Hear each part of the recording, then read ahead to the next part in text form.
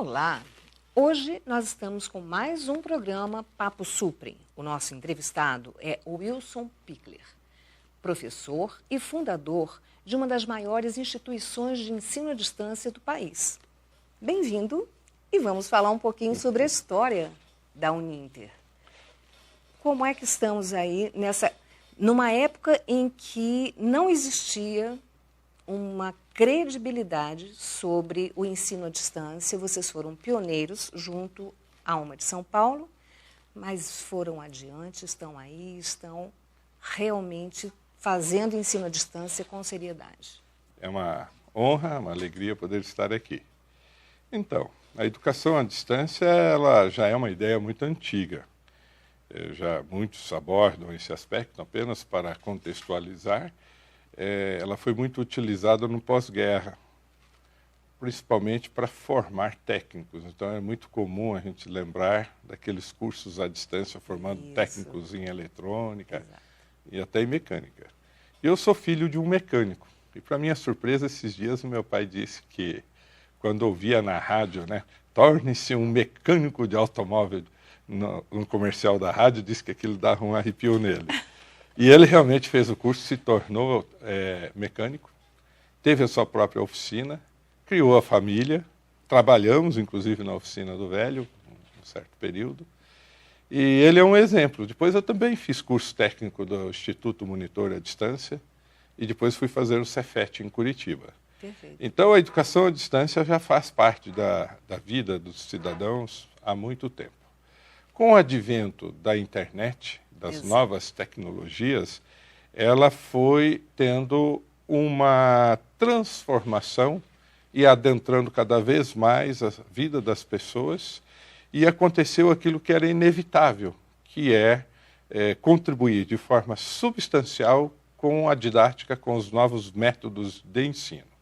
A ponto de, hoje, quando você quer saber de alguma coisa, você já pesquisa lá no Google, você encontra algum professor ensinando aquela matéria. Exatamente. É algo muito interessante porque, claro, tudo é um passo a passo, tem um início, e esse início sempre é muito difícil. E vocês foram realmente pioneiros. Como é que surgiu essa ideia de utilizar o ensino à distância, pegando a internet, quando o conteúdo era muito complicado, ainda era um ensino um tanto mais fechado, um tanto mais rigoroso? Como é que foi essa mudança? Então, toda a transformação de paradigma, ela vai acontecendo na sociedade e existe os conservadores e aqueles que são inovadores. Como o sistema ele é muito conservador, houve necessidade para convencê-los a autorizar uma experiência formal de curso que dá diploma, curso superior, de fazer um mix de metodologias. Então, naquela época, a internet já estava funcionando, né? No entanto, ela não tinha velocidade para a entrega de vídeos. Perfeito. Então, nós fizemos um sistema via satélite. Nós chegávamos até os cidadãos nas telesalas, que também, para poder convencer o poder público, houve necessidade de fazer as telesalas para mostrar que havia um local onde o aluno poderia ter um apoio. E aí, haviam assim, pequenas aulas presenciais? Na realidade, não havia aulas presenciais, mas havia um sistema de tutoria local, um lugar, uma biblioteca. Esse modelo de polo de apoio presencial surgiu dessa necessidade de convencer as autoridades que era possível fazer ensino superior à distância. E lá no Paraná ocorreu uma experiência muito interessante com cursos técnicos, através de uma empresa que eu, de certa forma, até ajudei a concebê-la, que é o CEBED, Centro Brasileiro de Educação à Distância. Posteriormente, eu tive a oportunidade de adquirir essa empresa no grupo Uninter. Na época ainda não era Uninter, era a Facinter. Facinter. E nós saneamos essa empresa, fizemos os pedidos ao Ministério da Educação de autorização de cursos tecnológicos à distância e pós-graduação, para preparar tutores. O MEC primeiro autorizou o programa de preparação de tutores, isso foi em 2003, a pós-graduação Lato Sensu, em Educação e Novas Tecnologias. Posteriormente, o MEC enviou uma comissão da Centec, Secretaria de Educação Tecnológica. Foram muitas visitas de avaliadores e, finalmente, eles autorizaram a Facinter, no caso FATEC, que era a outra tecnológica nossa, Faculdade de Tecnologia, a proceder a um projeto experimental sob a supervisão permanente deles. Foi o primeiro curso tecnológico na modalidade à distância que o MEC autorizou. Sim. E essa experiência, então, foi crescendo, essa autorização ela se expandiu para o Brasil todo, que no início era só o Paraná. Exato. E depois também atingiu os bacharelados e essa coisa toda, e hoje gerou o que nós conhecemos como Grupo Uninter. Então, a nossa origem em educação à distância remonta de 1998. Por isso que eu digo que somos uma das pioneiras. Eu não vou dizer a pioneira, que daí mexe também com o ego de algum concorrente, né? Mas não resta dúvida que estávamos no marco lá bem no início da educação superior formal.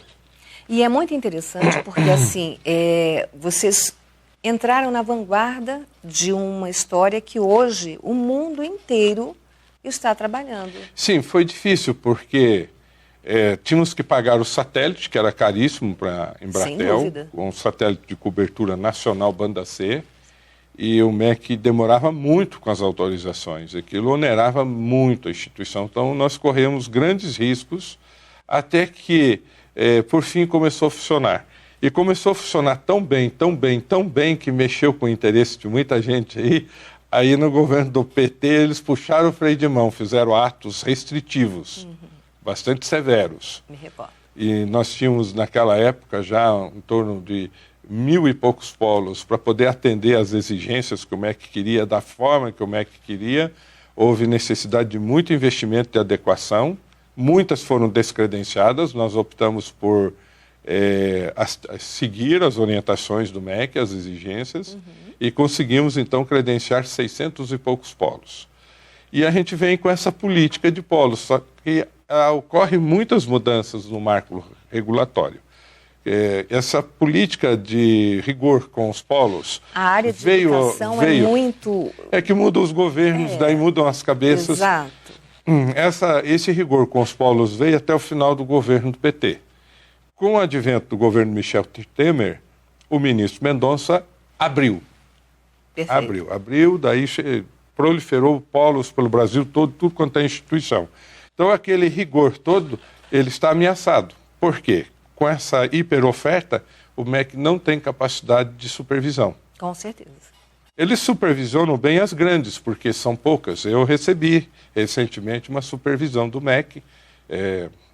Tudo que foi pedido foi mostrado, nós nos saímos muito bem na avaliação do MEC, com muitos elogios. Então, Mas tem tantas instituições, como é que eles vão agora supervisionar? É isso que eu gostaria de entrar. Polos de todo tipo. Aquele rigor que nós recebemos, que inclusive fez a Uninter tomar dinheiro no sistema bancário, se endividou para atendê-los, foi com o Mendonça, caiu por terra. E como é que fica agora? Porque, assim, é uma questão muito séria, essa questão da fiscalização do ensino. Você precisa ter uma estrutura, no caso o governo, de fazer a fiscalização. Vocês são um grupo grande, um grupo sério, e as outras, como é que vocês enxergam? Eu não sei, há muita dificuldade. Só para você ter uma ideia, o nosso recredenciamento de educação à distância saiu agora, recentemente, o segundo recredenciamento.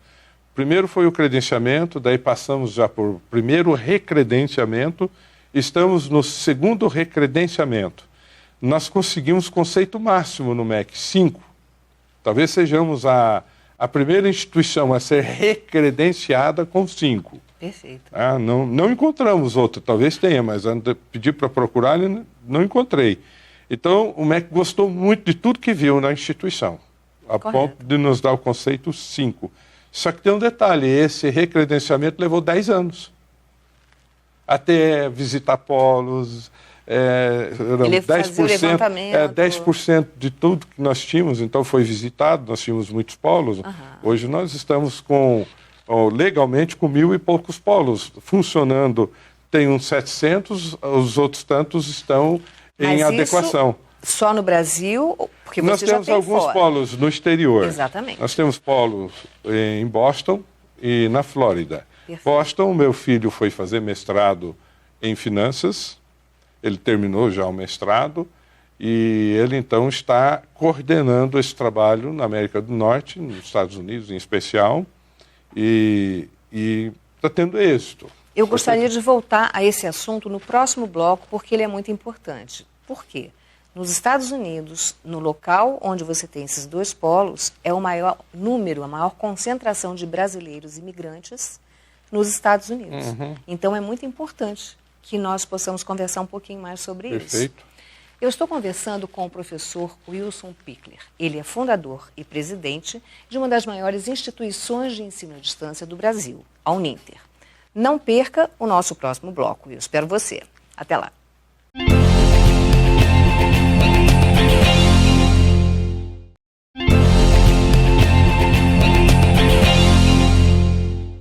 Estamos conversando com o professor Wilson Pichler. Ele é fundador e presidente de uma das maiores instituições de ensino à distância do Brasil. E que não está só no Brasil, está fora também. Então, como eu falei no bloco anterior, nós vamos falar um pouquinho sobre esses polos internacionais. Professor, há uma importância bem grande sobre eles, não há? Sim, cada instituição tem uma prioridade. Então, eu soube que tem instituição já em Dubai, tem instituições em outros países na Europa. Nós priorizamos a América do Norte, Estados Unidos, até mesmo por uma afinidade. Perfeito. Eu vejo que há uma boa sinergia com a nossa instituição. O que ocorre? Cada país tem uma legislação. Exato. Então, você tem que adequar a oferta, a legislação brasileira e a legislação local. Então, eu percebo que merece alguns ajustes na legislação nesse sentido. Mas as coisas estão caminhando para uma abertura maior.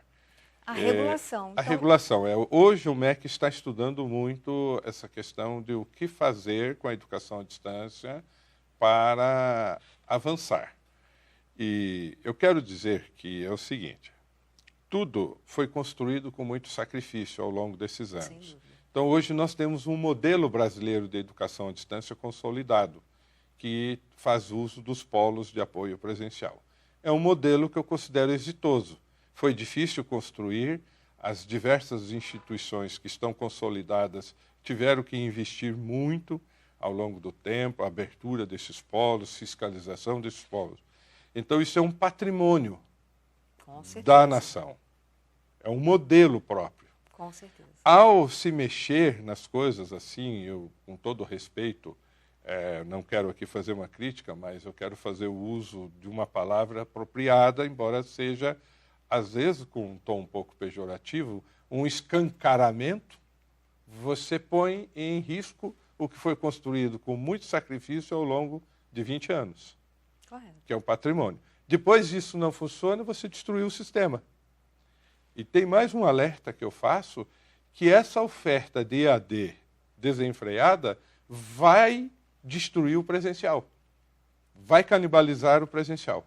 Então, muitas instituições... Um desequilíbrio muito muitas grande. instituições que perderam o momento da inovação lá atrás, vê as instituições grandes bem-sucedidas, elas querem seguir o mesmo caminho. Primeiro, não vai dar oportunidade mais porque a competição está muito elevada. Exato. Inclusive com guerras de preço. Então, eles não vão ter esse êxito estratosférico, faraônico, não vai ocorrer.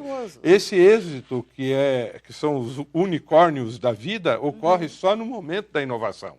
Exato. E a inovação, ela deixa de ser inovação. A educação à distância deixou de ser inovação. Hoje ela é um paradigma vigente. Exato. Deixou de ser emergente, ela é vigente. Então, se tem gente chegando achando que vai ter aquele boom do êxito dos unicórnios, não vai. Ele vai pegar um ambiente competitivo muito difícil, em que ele vai ter ali 1.000, 2.000 alunos, vai se desencantar com aquilo. Mas vai acontecer uma coisa que eu estou prevendo, que pode ser muito perigosa para essas instituições. Vai destruir o pouco presencial que eles já têm lá na instituição. E eu vou dizer o porquê. Correto. Pelo fato da Uninter ser muito forte em EAD, e ficou conhecida, eu tenho muito mais facilidade de ter alunos em EAD do que no presencial. Eu sofro desse problema na minha instituição. E aí, lá em Curitiba existe o presencial? Eu tenho o presencial lá, mas eu tenho dificuldade porque o aluno prefere o EAD de qualidade. Quando ele descobre com os colegas que é bom, que funciona muito bem, é claro que vão preferir EAD. Só que aquelas instituições que estão fragilizadas, já procurando encontrar na EAD uma válvula de saída, vai enfrentar uma crise, porque esse EAD vai canibalizar, vai pôr em crise aquele pouco presencial que ele tem. O que vai acontecer? Essas instituições vão acabar sendo compradas, absorvidas por essas gigantes do capital aberto. Quer dizer, aquilo que ele acha que vai ser a salvação dele poderá ser o início do fim. Exatamente. Professor, como é que o senhor entende que isso possa ser resolvido? O senhor foi político, o senhor já foi deputado federal, o senhor tramita pelo governo e tem uma visão realmente muito clara sobre educação, sobre o que ser feito.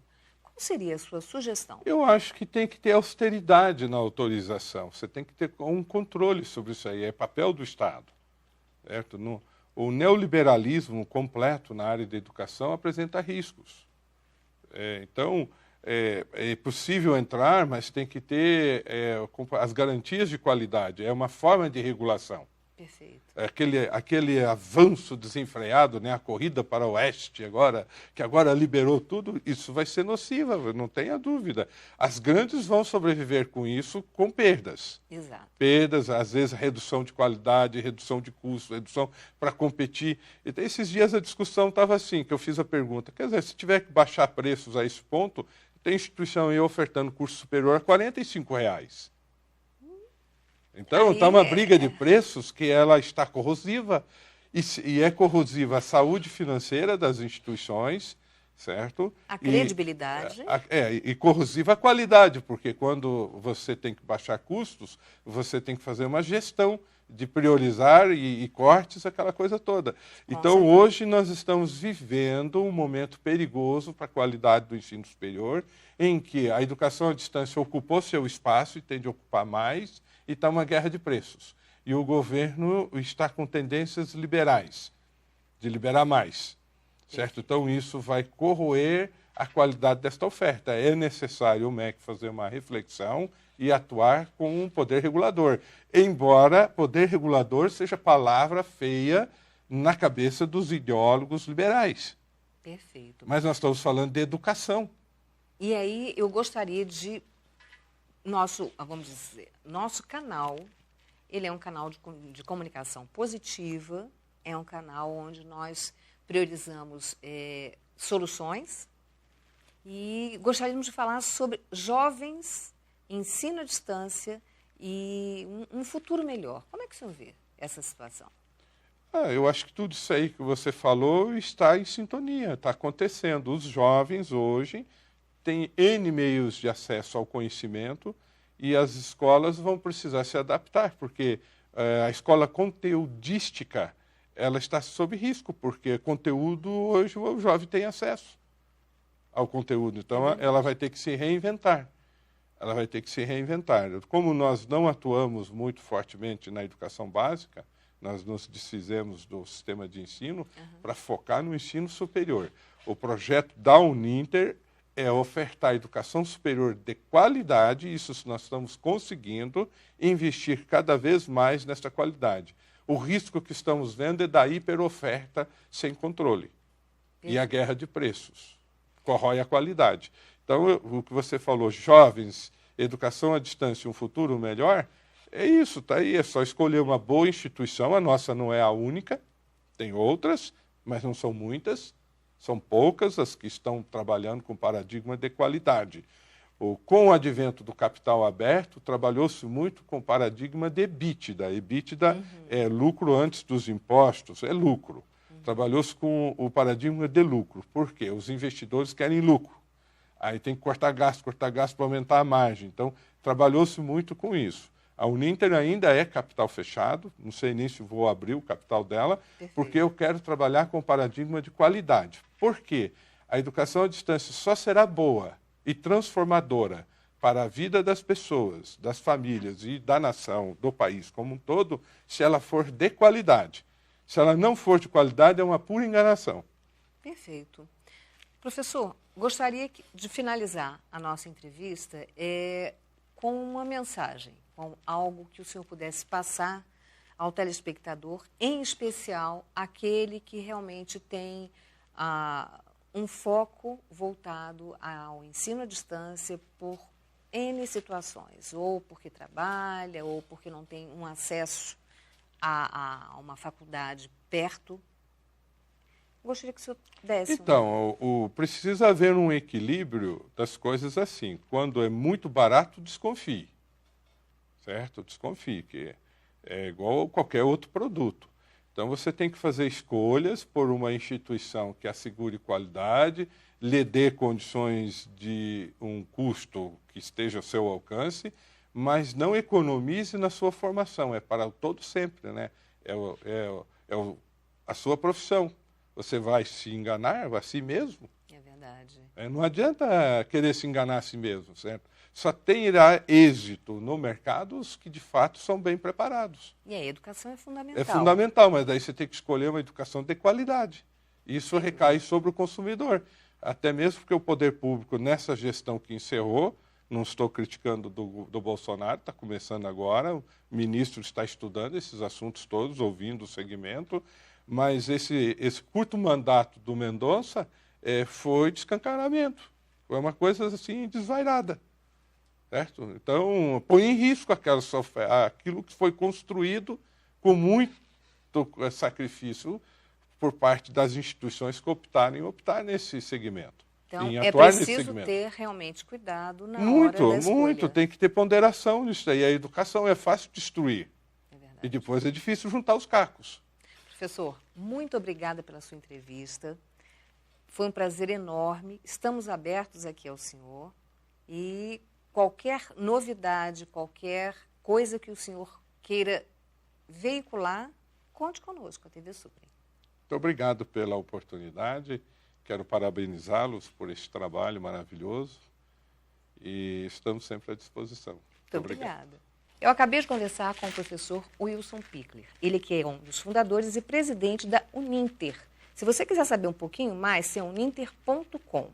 E assista a esse programa e a outros pelo Facebook, pelo YouTube e pelo Instagram.